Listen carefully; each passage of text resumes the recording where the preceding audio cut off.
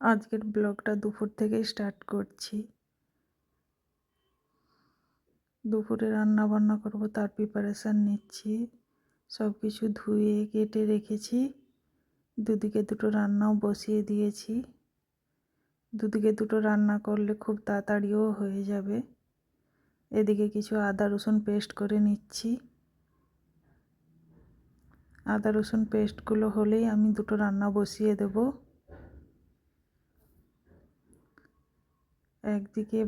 একদিকে পেঁয়াজ দিয়ে আদা রসুন দিয়ে মাংসটা বসিয়ে দিচ্ছি, যে নর্মাল যেভাবে রান্না করে।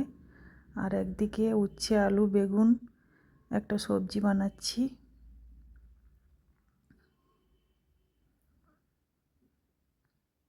আজকের ওয়েদারটা খুবই সুন্দর ছিল, রান্না করতেও ভালো লাগছিল,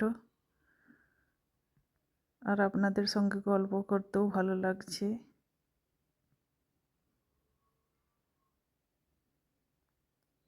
এই তারপরে কিচেনটা ক্লিন করে নিচ্ছি। রান্না বান্না হয়ে গেলে এই কিচেন ক্লিনটা খুবই ভালো। এই লিকুইডটা আমি বাড়িতে বানিয়েছি, খুবই সুন্দর স্মেল। আমার কিচেনটায় খুব সুন্দর স্মেল করে এবং পরিষ্কারও হয় খুবই সুন্দর।